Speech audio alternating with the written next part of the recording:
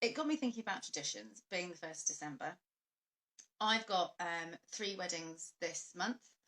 Um, and obviously, being a celebrant, I do, well, not obviously, I'm a celebrant of whatever you want me to be. So some celebrants are just weddings, but I'm a family, funeral, and wedding celebrant. So it could be adoptions, it could be vow renewals, it could be housewarmings, it could be anything, naming of an adult, a divorcee getting her maiden name back. Um, so I do quite a few naming ceremonies in lots of different ways. It's not just a baby. Quite often it's a toddler or a preschooler. A couple of times it's been, like I said, a divorcee getting her name back. But it got me thinking about traditions. And I see traditions through all those lenses. The lens of ceremony for whatever, but that lens of ceremony. And people can get their knickers in a twist about it. And people do have a lot of anxiety about, oh, I don't want to be too traditional, but I want it to feel a little bit traditional. And a lot of those conversations is me unpicking what they A, mean by traditional, and B, what is that? How does that manifest itself? Because they might say, oh, I want a traditional white dress. And for some people that means puffy, with a veil, with the shoulders covered, with white shoes. For somebody else, traditional white dress might mean just a full length gown. Doesn't need to be the works, the veil, the shoulders, the tiara. Everyone has their slight take on what is tradition. And therefore, it's not wrong.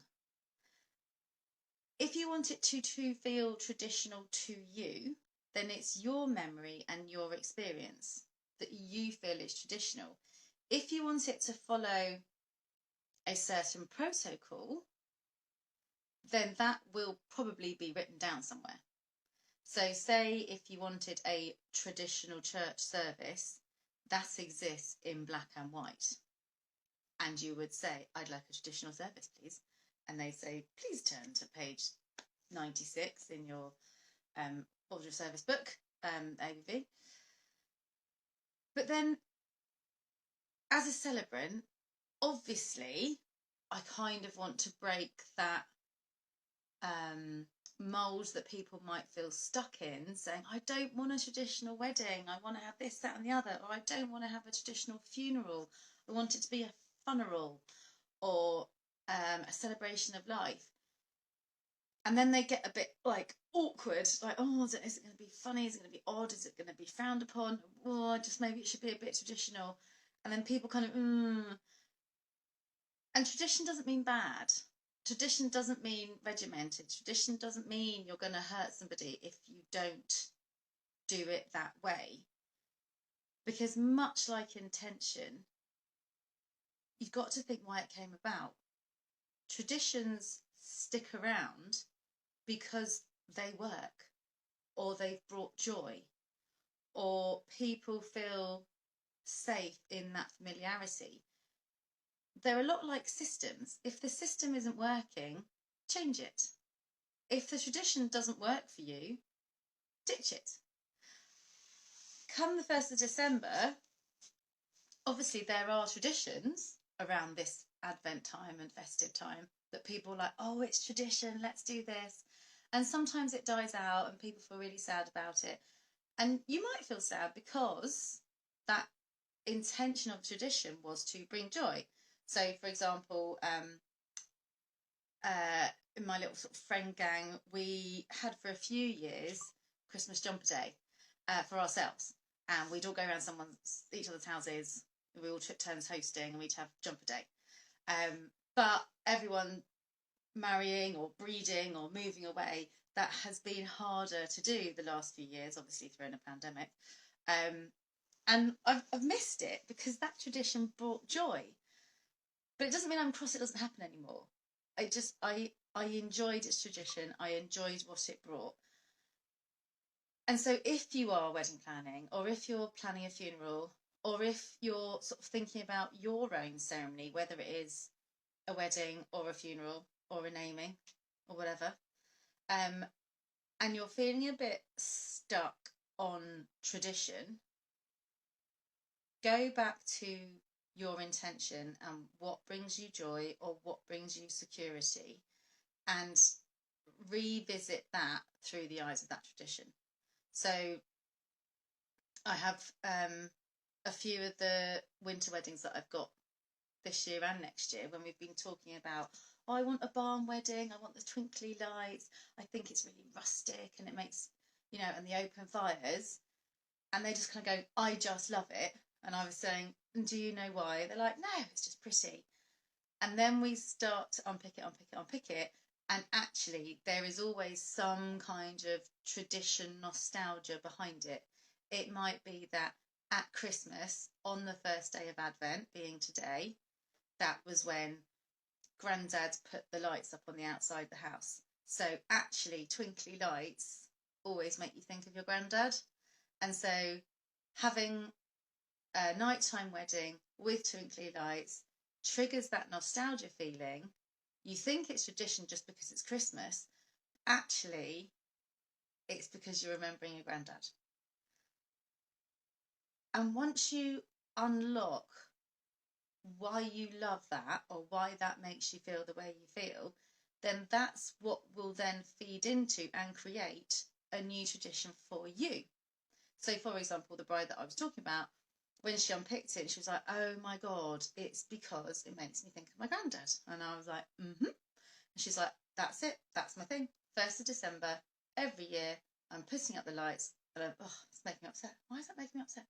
And it's making me think of granddad, which is so lovely. Oh, it's because I'm a soppy date, really. And as soon as anyone gets all nostalgic about loved ones, I'm like,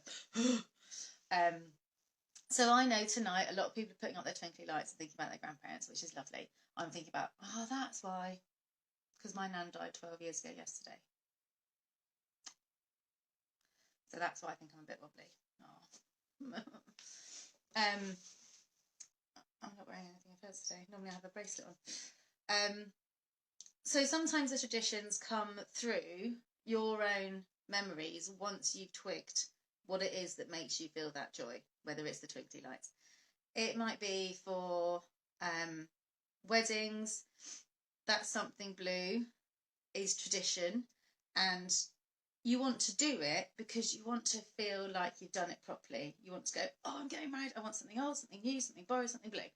And you don't want to question it because it's just fun. And that's nice, and that's fine, and that's allowed. But if you're totally stressing that you haven't got something blue, just let it go. Just let it go. Because the tradition came about because a lot of people couldn't afford their own weddings, and I actually can't remember what the blue came from. There's usually a few celebrants listening to me. Oh, there you go, this one. DG, little lady, can you remember what the blue is? Something old, something new, something borrowed, something blue. I can't remember what the blue is. I think it symbolises freshness and purity, because you're starting over in a new way. But I might have made that up. I can't remember. Someone do a hashtag, blue means this, because I now can't remember. And I've been reading nursery rhymes to my kids, and the traditions behind the nursery rhymes, you're like, wow, no wonder, why, we need to change some of those. Some of them are really quite morbid, and about all sorts of dark things. But the tradition carries on, not because it brings you joy in the fact that what you're singing about is actually quite dark, but it brings you joy because you feel like you're doing your best and you're singing, and it's making you feel nostalgic for your mum singing, or you think, do you know what? This has happened over and over and over again within my family, and that makes me feel connected. And it's that feeling that comes with perhaps a funeral. When a lot of people might say, oh, I'm not religious, but I do want the Lord's Prayer. And I'm not a humanist, so I'm more than happy. I grew up in the Church of England, so, if someone says God to me, I won't freak out. And if someone says, oh, can Aunt Julie read a Bible reading? Yeah, of course. I'm all about making space for faith, whatever is your faith. I think that's a really important factor. I think it's great if you have a faith in something, whatever that is, have a faith in something. So making space for that faith. But lost my thread now.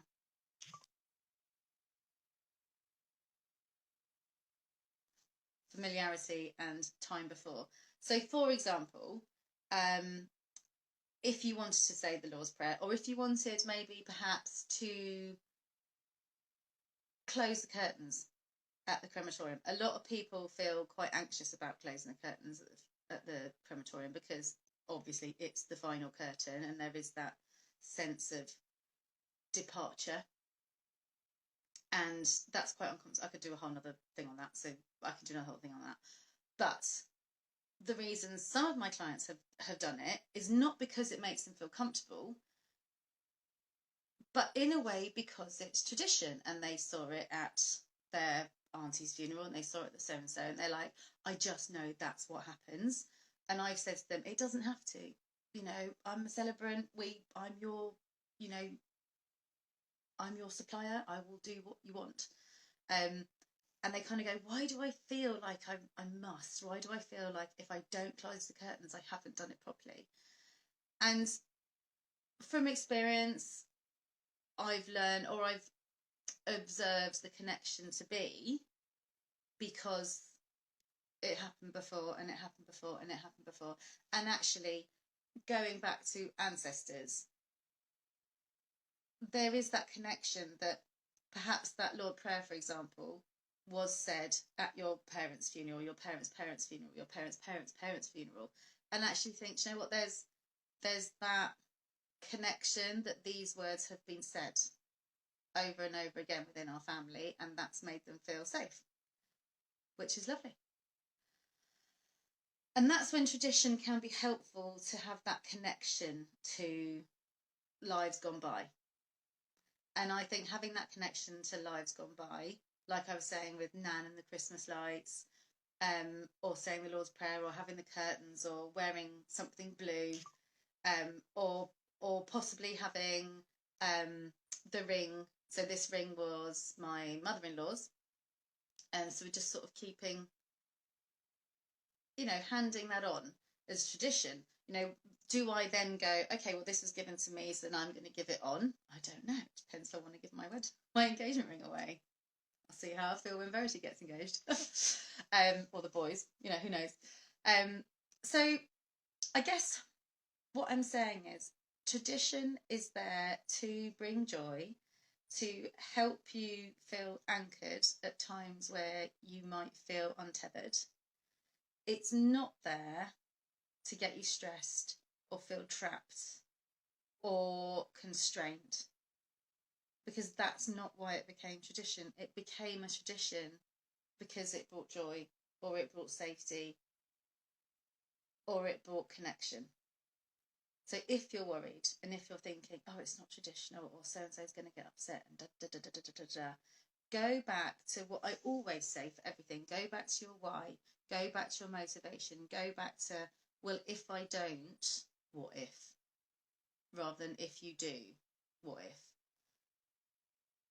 Because as much as, I'm a modern celebrant, I have really modern couples, my ideal client has time, space and respect for tradition, because they do believe it holds a place, and I do believe it holds a place, but only when we know that tradition has had its integrity in joy or safety or connection. So hopefully, through that sense of tradition, whether you're getting engaged in that traditional way, like you're the lady, you're getting engaged to a chap who you've been with forever, and you're going, oh, for God's sake, just get down on one knee, and you're sticking with that tradition that they're going to get down on one knee. If it's frustrating you, obviously you've missed the boat. Last year was 2020 and was the gap year, the leap year, and the wedding I did on Saturday the bride went, "It's leap year," and messaged and said, "No wonder, I know why you didn't come home tonight." And he said, "Well, if I get home, I just might." And she went, "I just might." So at 10 to midnight, she proposed. And I did the wedding on Saturday.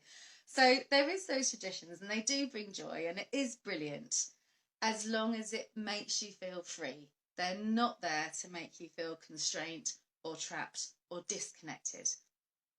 Traditions there, whether you want to start your own from today, should be there, and you want them to last the test of time as long as the integrity stays. And that integrity can be in joy, in connection, or in the security of the familiar, which again, I guess, comes back down to connection. Anyway, I love a bit of tradition, but I also love a modern twist, and I love starting new traditions. So hopefully there's some food for thought. If you want to pick my brains, or you want to discuss, or you want to explore, I'm happy to do that. All right, lots of love. Take care. Bye for now.